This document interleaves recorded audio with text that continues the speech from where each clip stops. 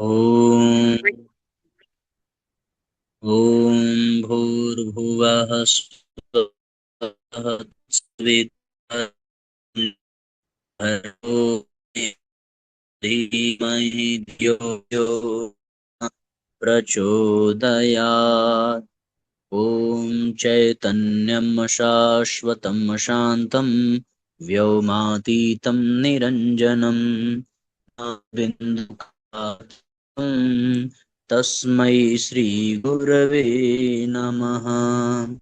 ॐ सुचरण कमलेभ्यो नमः। आवाज कट रही है? अच्छा, 1 मिनट रुको।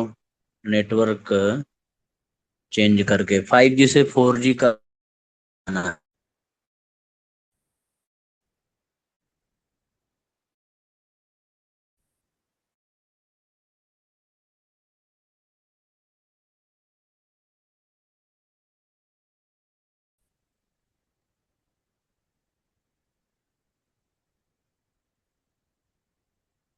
चलो, अब बताओ बेटा, अब कैसी स्थिति है, क्या पोजीशन है अब स्थिति कैसी है? आवाज आ रही है धैर्य तुमको मेरी? मेरे लाल साले, आवाज सुन रहे हो तुम मेरी? पावा तड़कती भड़कती। ये साले ऐसे बताओगे ना तब तो हो चुकी रिकॉर्डिंग। फिर से स्टार्ट कर रहे हैं। ॐ भूर्भुवः स्वः तत्सवितुर्वरेण्यं भर्गो देवस्य धीमहि धियो यो नः प्रचोदयात्। ॐ चैतन्यं शाश्वतं शान्तं व्योमातीतं निरञ्जनं नादबिन्दुकलातीतं तस्मै श्रीगुरवे नमः। योगपूर्ण तपोनिष्ठं वेदमूर्तिं यशस्विनं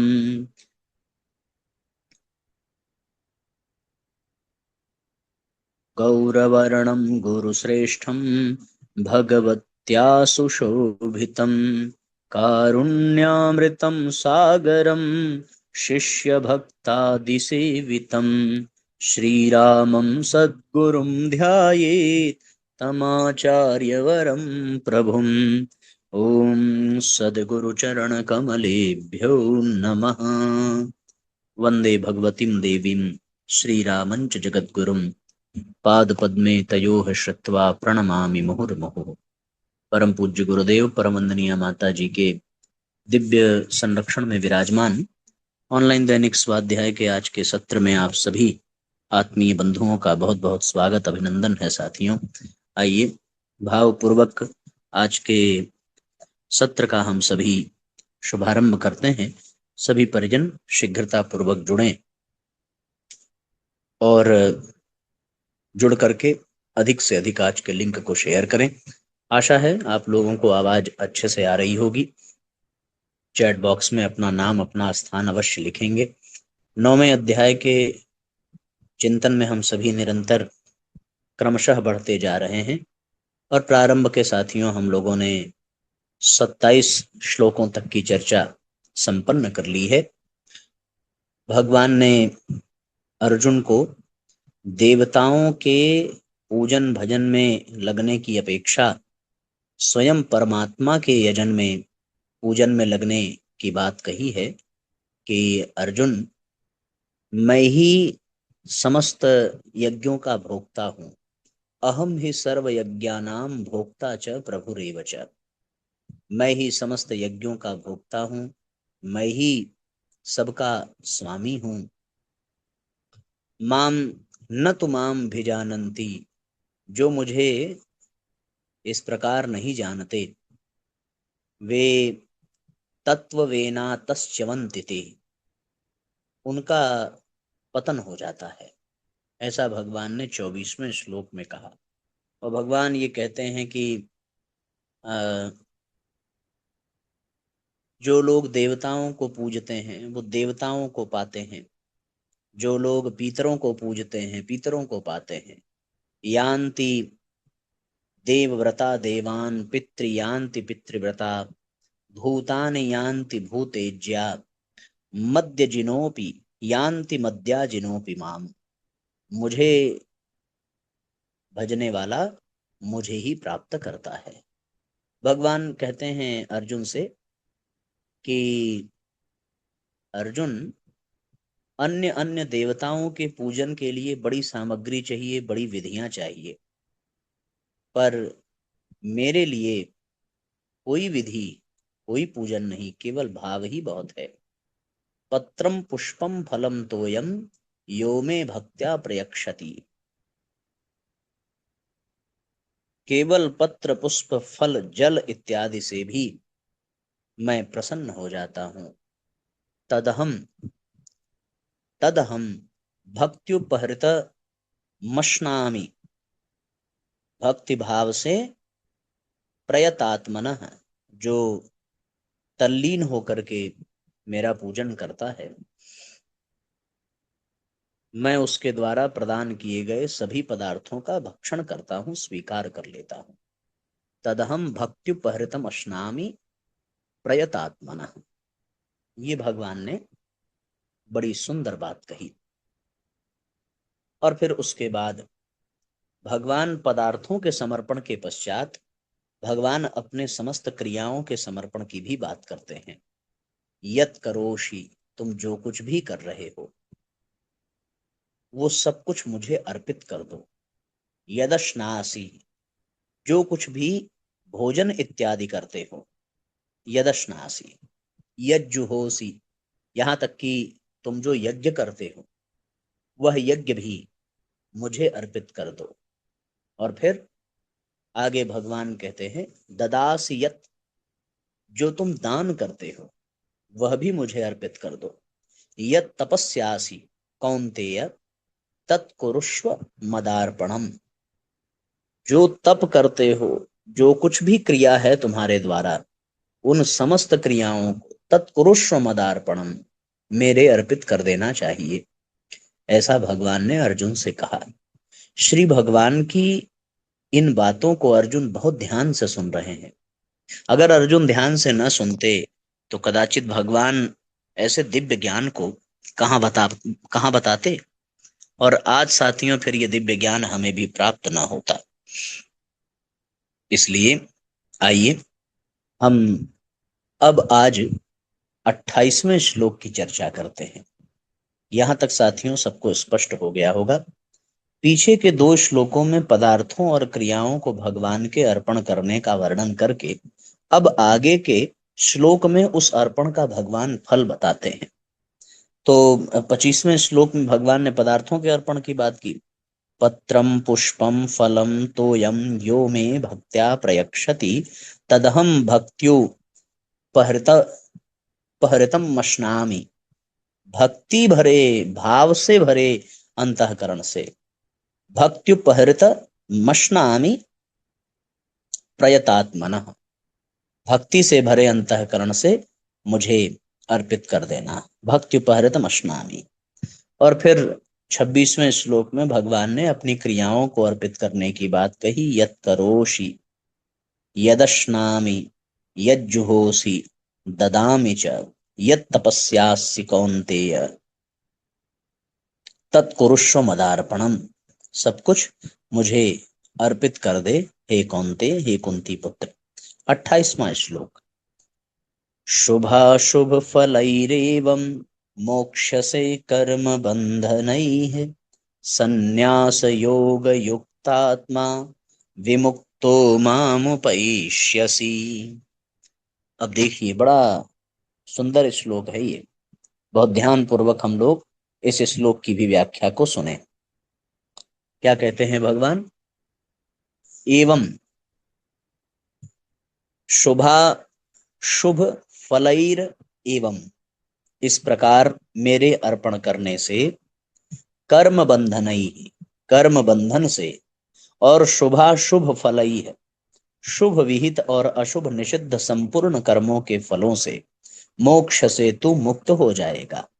संन्यास योग युक्त आत्मा, ऐसे अपने सहित सब कुछ मेरे अर्पण करने वाला और विमुक्तः सबसे सर्वथा मुक्त हुआ, माम उपैष्यसि तो मुझे ही प्राप्त हो जाएगा।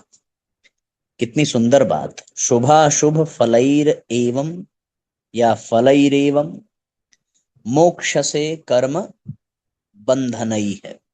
समस्त कर्म बंधनों से, शुभ अशुभ फलों से इस प्रकार तुम्हारी मुक्ति हो जाएगी। संन्यास योग युक्तात्मा, और ऐसे अपने सहित सब कुछ मेरे अर्पण करने वाला। संन्यास का मतलब सब कुछ भगवान के श्री चरणों में अर्पित कर देना। संन्यास योग युक्तात्मा विमुक्तो माम उपैष्यसि, विमुक्त होकर के मुझे प्राप्त हो जाता है। शुभाशुभ फलैरैव मोक्ष से कर्म बंधनई है। पूर्वोक्त प्रकार से सब पदार्थ और क्रियाएं मेरे अर्पण करने से, अर्थात तेरे स्वयं के मेरे अर्पित हो जाने से, अनंत जन्मों के जो शुभ अशुभ कर्मों के फल हैं उन सब से तू मुक्त हो जाएगा। वे कर्म फल तेरे को जन्म मरण देने वाले नहीं होंगे। यहाँ शुभ अशुभ कर्मों से अनंत जन्मों के किए हुए संचित शुभ अशुभ कर्म लेने चाहिए। कारण कि भक्त वर्तमान में भगवदाज्ञा के अनुसार किए हुए कर्म ही भगवान को अर्पण करता है। भगवद आज्ञा के अनुसार किए हुए कर्म शुभ ही होते हैं, अशुभ होते ही नहीं हैं। हाँ, अगर किसी रीति से, किसी परिस्थिति के कारण, किसी पूर्वाभ्यास के प्रवाह के कारण भक्त के द्वारा कदाचित किंचिन मात्र भी कोई आनुषंगिक अशुभ कर्म बन जाए तो उसके हृदय में विराजमान भगवान उस अशुभ कर्म को नष्ट कर देते हैं। बड़ी गजब बात है साथियों। शुभ अशुभ कर्मों से अनंत जन्मों के संचित शुभ अशुभ कर्म है। कारण कि भक्त वर्तमान में भगवद आज्ञा के अनुसार किए हुए कर्म ही भगवान को अर्पण करता है। तो भगवान के आज्ञा के अनुसार किए हुए कर्म शुभ ही होते हैं, अशुभ होते ही नहीं हैं। अगर किसी रीति से, किसी परिस्थिति के कारण, किसी पूर्वाभ्यास के प्रवाह के कारण भक्त के द्वारा कदाचित किंचिन मात्र भी कोई आनुषंगिक अशुभ कर्म बन जाए तो उसके हृदय में विराजमान भगवान उस अशुभ कर्म को नष्ट कर देते हैं। उस अशुभ कर्म को भी भगवान नष्ट कर देते हैं। विकर्म यच्चोत्पतितम कथंचिद धुनोति सर्वम हृदि सन्निविष्टः, भगवान उस अशुभ कर्म को नष्ट कर देते हैं। जितने भी कर्म किए जाते हैं वे सब बाह्य होते हैं, अर्थात शरीर मन बुद्धि इंद्रियों के द्वारा ही होते हैं। इसलिए उन शुभ और अशुभ कर्मों का अनुकूल प्रतिकूल परिस्थिति के रूप में जो फल आता है वह भी बाह्य ही होता है। मनुष्य भूल से उन परिस्थितियों के साथ अपना संबंध जोड़कर सुखी दुखी होता रहता है। यह सुखी दुखी होना ही कर्म बंधन है और इसी से वह जन्मता मरता है। परंतु भक्त की दृष्टि अनुकूल प्रतिकूल परिस्थितियों पर न रहकर भगवान की कृपा पर रहती है, अर्थात उनको भगवान का विधान ही मानता है, कर्मों का फल मानता ही नहीं। इसलिए वह अनुकूल प्रतिकूल परिस्थिति रूप कर्म बंधन से मुक्त हो जाता है।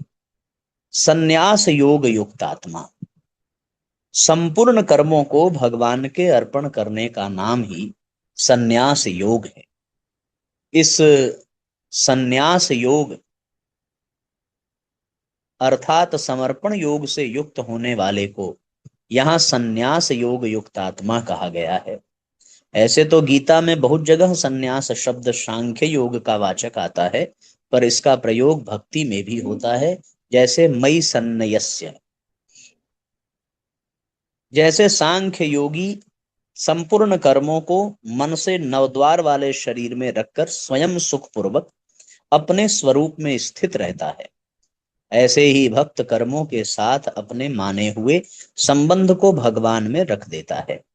तात्पर्य ये हुआ कि जैसे कोई सज्जन अपनी धरोहर को कहीं रख देता है ऐसे ही भक्त अपने सहित अनंत जन्मों के संचित कर्मों को, उनके फलों को और उनके संबंध को भगवान में रख देता है। इसलिए इसको संन्यास योग कहा गया है। विमुक्तो माम उपैष्यसि, पूर्व श्लोक में तत्कुरुष्व मदार्पणम, और यहाँ भगवान कह रहे हैं कि अर्पण करने की आज्ञा दी। तत्कुरुष्व मदार्पणम, पीछे मदर्पणम, पीछे आप लोगों ने श्लोक पढ़ा ना, जिसमें भगवान कहते हैं यत् करोषि यदश्नामि यज्जुहोषि ददामि च यत् तपस्यासि कौन्तेय तत्कुरुष्व मदर्पणम, कह करके भगवान ने अर्पण करने की आज्ञा दी। यहाँ कहते हैं इस प्रकार अर्पण करने से तू शुभ अशुभ कर्म फलों से मुक्त हो जाएगा। शुभ अशुभ कर्म फलों से मुक्त होने पर तू मुझे प्राप्त हो जाएगा। तात्पर्य ये हुआ कि संपूर्ण कर्म फलों से मुक्त होना तो प्रेम प्राप्ति का साधन है, और भगवान की प्राप्ति होना प्रेम की प्राप्ति है। शुभ और अशुभ कर्मों का बंधन क्या है? शुभ अथवा अशुभ किसी भी कर्म को किया जाए, उस कर्म का आरंभ और अंत होता है। ऐसे ही उन कर्मों के फल स्वरूप में जो परिस्थिति आती है, उसका भी संयोग और वियोग होता है। तात्पर्य ये हुआ कि जब कर्म और उनके फल निरंतर नहीं रहते, तो फिर उनके साथ संबंध निरंतर कैसे रह सकता है? परंतु जब कर्ता, अब यहाँ एक बात और समझने की है साथियों, कि जैसे अशुभ कर्म बंधन कारक है, ऐसे ही शुभ कर्म भी बंधन कारक है। जैसे बेड़ी लोहे की हो चाहे सोने की, पर बंधन तो दोनों से ही होता है। शुभ कर्म भी जन्मारंभक होने से बंधन कारक होता है, और अशुभ कर्म तो जबरदस्ती बांधने वाला होता ही है। इसलिए भगवान ये कहते हैं कि कर्मों के साथ अपनापन कर लेता है, तब उसका फल के साथ संबंध जुड़ जाता है। यद्यपि कर्म और फल के साथ संबंध कभी रह नहीं सकता, तथापि कर्ता उस संबंध को अपने में मान लेता है। कर्ता स्वयं स्वरूप से नित्य है, इसलिए उस संबंध को अपने में स्वीकार करने से वह संबंध भी नित्य प्रतीत होने लगता है। कर्ता शुभ कर्मों का फल चाहता है, जो कि अनुकूल परिस्थिति के रूप में सामने आता है। उस परिस्थिति में यह सुख मानता है। जब तक इस सुख की चाहना रहती है, तब तक वह दुख से बच नहीं सकता, कारण कि सुख के आदि में और अंत में दुख ही रहता है, तथा सुख से भी प्रतिक्षण स्वाभाविक वियोग होता रहता है। जिसके वियोग को यह प्राणी नहीं चाहता, उसका वियोग तो हो ही जाता है, यह नियम है। तात्पर्य यह हुआ कि सुख की इच्छा को यह नहीं छोड़ता और दुख इसको नहीं छोड़ता। जीव जब अपने आप को प्रभु के समर्पित कर देता है, तब साक्षात परमात्मा का ही अंश होने से इसकी परमात्मा के साथ स्वतः अभिन्नता हो जाती है, और शरीर के साथ भूल से माना हुआ संबंध मिट जाता है।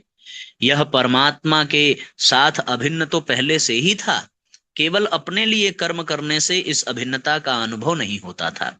अब अपने सहित कर्मों को भगवान के अर्पण करने से उसकी अपने लिए कर्म करने की मान्यता मिट जाती है, तो उसको स्वाभाविक प्रेम की प्राप्ति हो जाती है। इसी को भगवान यहाँ विमुक्तो मामुपैष्यसि कहा है। जब यह जीव अपने आप को भगवान के समर्पित कर देता है, तो फिर उसके सामने जो कुछ अनुकूल प्रतिकूल परिस्थिति आती है, वह सब दया और कृपा के रूप में परिणत हो जाती है। तात्पर्य है, जब उसके सामने अनुकूल परिस्थिति आती है, तब वह उसमें भगवान की दया को मानता है, और जब प्रतिकूल परिस्थिति आती है, तब वह उसमें भगवान की कृपा को मानता है। दया और कृपा में भेद ये है कि कभी भगवान का प्यार स्नेह करके जीव को कर्म बंधन से मुक्त करते हैं, ये दया है, और कभी शासन करके ताड़ना करके उसके पापों को नष्ट करते हैं, ये कृपा है। इस प्रकार दया और कृपा करके भगवान भक्त को सबल सहिष्णु बनाते हैं, परंतु भक्त तो दोनों में ही प्रसन्न रहता है, कारण कि उसकी दृष्टि अनुकूलता प्रतिकूलता की तरफ न रहकर केवल भगवान की तरफ ही रहती है। अतः उसकी दृष्टि में भगवान की दया और कृपा दो रूप से नहीं होती, प्रत्युत एक ही रूप से होती है। जैसा कि लालने ताडने मातुर्ना कारुण्यम यथार्भके तद्देव महेशस्य नियंतुर गुण दोषयो। जिस प्रकार बालक का पालन करने और ताड़ना करने दोनों में मां की कहीं अकृपा नहीं होती, उसी प्रकार जीवों के गुण दोषों का नियंत्रण करने वाले परमेश्वर की कहीं किसी पर अकृपा नहीं होती। भगवान ने यान्ति मद्या जिनोपि माम, 25वें श्लोक में कहा ना, यान्ति मद्या जिनोपि माम, जिसमें भगवान कह रहे हैं कि यान्ति देवव्रता देवान पितृ यान्ति पितृव्रताः भूतानि यान्ति भूतेज्यो यान्ति मद्या जिनोपि माम। उपसंहार करते हुए कहते हैं कि संपूर्ण क्रियाओं और पदार्थों को अपने सहित मेरे अर्पण करने से तू कर्म बंधन से तथा शुभ अशुभ दोनों कर्मों से फलों से मुक्त होकर मुझे ही प्राप्त हो जाएगा। शुभ अशुभ, शुभ शुभाशुभ कर्म कर्म फलैरेव, शुभ अशुभ कर्मों से जितने भी तुम्हारे हैं मोक्ष से मुक्ति मिल जाएगी, और मोक्ष से कर्म बंधन ही, समस्त कर्म के बंधनों से मुक्ति मिल जाएगी, ऐसा भगवान ने कहा है। कर्म भी शुभ अशुभ होते हैं और फल भी शुभ अशुभ होते हैं। दूसरों के हित के लिए करना शुभ कर्म, अपने लिए करना अशुभ कर्म। अनुकूल परिस्थिति शुभ फल, प्रतिकूल परिस्थिति अशुभ फल। भगवान का भक्त शुभ कर्मों को भगवान के अर्पण कर देता है, अशुभ कर्म करता ही नहीं, और शुभ अशुभ फल से अर्थात अनुकूल प्रतिकूल परिस्थिति से सुखी दुखी नहीं होता। उसके अनंत जन्मों के संचित शुभाशुभ कर्म भस्म हो जाते हैं। जैसे जलता हुआ घास का टुकड़ा फेंकने से सब घास जल जाता है, भगवान के अर्पण करने से संसार का संबंध नहीं रहता, केवल भगवान का संबंध रह जाता है, जो कि स्वतः पहले से ही है। ममैवांशो जीवलोके जीवभूतः सनातनः, जो अपना नहीं है उसको अपना मानने से सिवाय बंधन के कुछ नहीं होता। अपना मानने से वस्तु तो रहती नहीं, केवल बंधन रह जाता है। भक्त का किसी भी वस्तु व्यक्ति और क्रिया में अपनापन न रहने से वह विमुक्त हो जाता है। यहाँ समर्पण योग को संन्यास योग नाम से कहा गया है। मामुपैष्यसि पद का तात्पर्य है कि भक्त भगवान से अभिन्न हो जाता है, उसकी अपनी स्वतंत्र सत्ता नहीं रहती। ज्ञानी तो आत्मैव में मतम, 18वें श्लोक में भगवान ने क्या कहा कि उदाराः सर्वे एवैते ज्ञानी तो आत्मैव में मतम आस्थितो हि दृढ़ युक्ता मामेव अनुत्तमाम गतिम। इस तरीके से ये श्लोक साथियों हम सब के लिए बड़ा प्रेरणादायी श्लोक है। संन्यास योग युक्तात्मा विमुक्तो माम उपैष्यसि। शुभाशुभ फलैरेवं मोक्ष से कर्म बंधनैहि संन्यास योग युक्तात्मा विमुक्तो माम उपैष्यसि। इस तरीके से आज का ये स्वाध्याय साथियों पूरा हुआ। सबको स्पष्ट हो गया होगा, बहुत सरल और बहुत स्पष्ट भाव था इस श्लोक का कि हम सब लोग अपने सभी शुभ अशुभ समस्त कर्मों को भगवान के अर्पित करते हैं, बस इतनी सी बात। और ऐसा कर लेने वाला व्यक्ति जो है समस्त कर्म बंधनों से मुक्त हो जाता है, उसका जीवन धन्य बन जाता है, और संन्यास योग युक्तात्मा विमुक्तो मामुपैष्यसि, वो विमुक्त हो जाता है, विमुक्तो मामुपैष्यसि। ठीक है, आइए आज के सत्र को विश्राम देंगे। आज के लिए इतना ही। साथियों, यहाँ लखनऊ में पावन प्रज्ञा पुराण कथा का शुभारंभ हुआ है। कल पुरुषोत्तम मास की गीता परक व्याख्या यहाँ मंच से की गई और उसके तात्विक विवेचन का प्रयास किया गया। पुरुषोत्तम मास जो चल रहा है हमें तम से ऊपर उत्तम में प्रतिष्ठित कर दे, ऐसा भाव निकल करके आया गुरु जी की प्रेरणा से। आज आगे की उसकी चर्चा करेंगे। आप सब लोग अवश्य जुड़िए, कथा से लाभ लीजिए। आज के लिए इतना ही। आइए सत्र को विश्राम दें। गायत्री मंत्र साथ साथ। ओम भूर्भुवः स्वः तत्सवितुर्वरेण्यं भर्गो देवस्य धीमहि धियो यो नः प्रचोदयात्। सभी आत्मीय परिजनों को बहुत बहुत प्रणाम। सबका बहुत मंगल हो साथियों। जयराम जी की शुभ रात्रि।